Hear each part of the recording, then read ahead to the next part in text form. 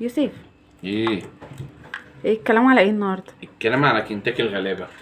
اوه بقى، كنتاكي كنتاكي. الغلابه. ما انا عايز اقول لك حاجه، انا شفت الناس بتعمل الطريقه دي، بس الصراحه هما ما ظبطوهاش. ليه بقى؟ هو انت هقول هتعمل لك. ايه بس الاول عشان نعرف؟ بص يا باشا، احنا جبنا الشيبسي الجديد ده اللي هو لسه نازل جديد ده، اللي هو بطعم الزنجر وبطعم الخلطه السريه، وهنعمل بيه البانيه.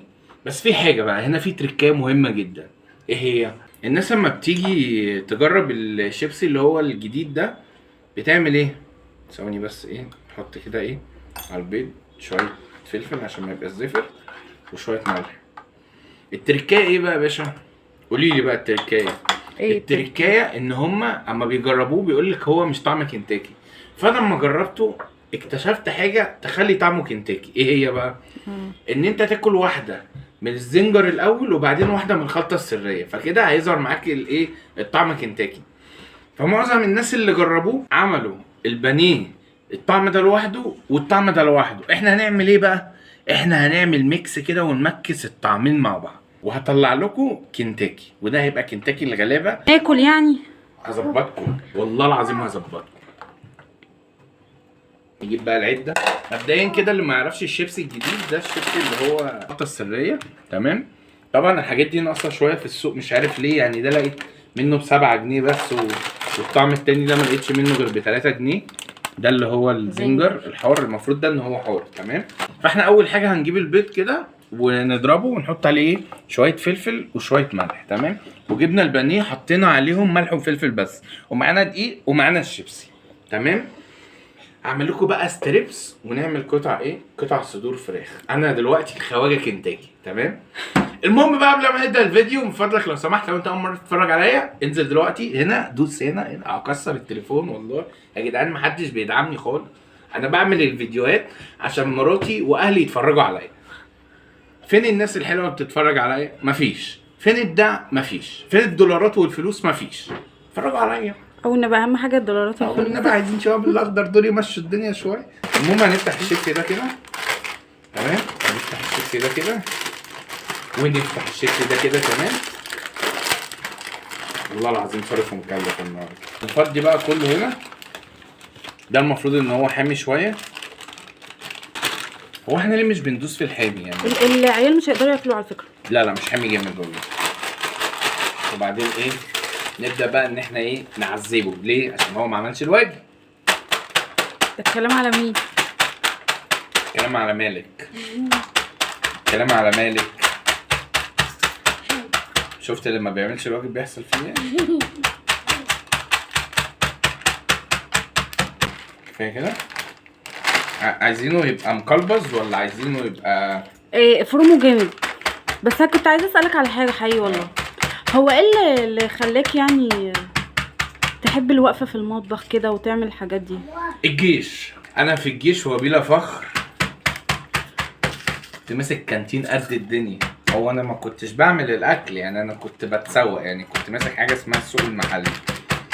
بس معلش برضه مفيهوش الكلام ده كله يعني. انا عن نفسي بحب المطبخ اصلا، بس مش بحبه يعني، ما بقفش فيه اجبار. انا شايف ان هو كفايه كده. ولا بالطريقه دي والله. كفايه عشان انتي بتستنزفي طاقتي. بستنزف معلومات. ده كده ايه، اول جزء من الخطه. تاني جزء بقى احنا هنعمل ايه. الخطه كالاتي: دقيق بيض، دقيق بيض، دقيق بيض كريسبي. لا، دقيق بيض، بيض كريسبي، ولا ما ايه؟ هو بيض. بيض. لا مش بيض. يبقى ناخدها واحده واحده. واحده دقيق، واحده بيض، واحده. عايزين بس طبق فاضي نحط فيه. نجيب البانيه كده. وعايز اقول لكم ان انا جايب البانيه ده الساعه 7 مساء، يعني ما لقيتش غير الشويه دول. هنحط كده في الدقيق، وبعدين ننزل في البيض، نغرقه كله كده في البيض،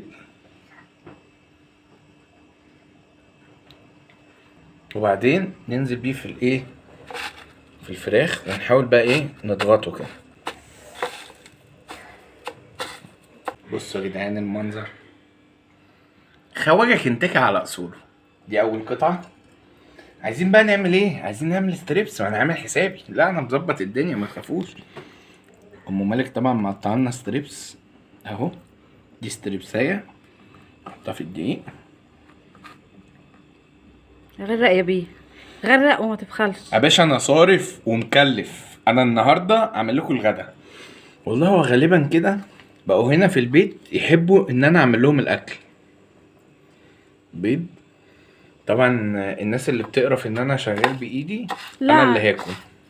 عادي عادي، ما هو الراجل لا، حط أنا لنا مش أنا مش الراجل حط بتكلم- لنا بايديه واحنا اللي كلنا. انا مش بتكلم عليكي، انا مش بتكلم عليكي انت تقرفي ليه اصلا. انا ده أنت بتكلم على النهاردة- الراجل بتاع انت الصبح. انت شاريه عجينه النهارده والراجل حاطط لك بايدك وتقولي لي ايه ده هو ما عندوش معلقه. ادي تاني قطعه.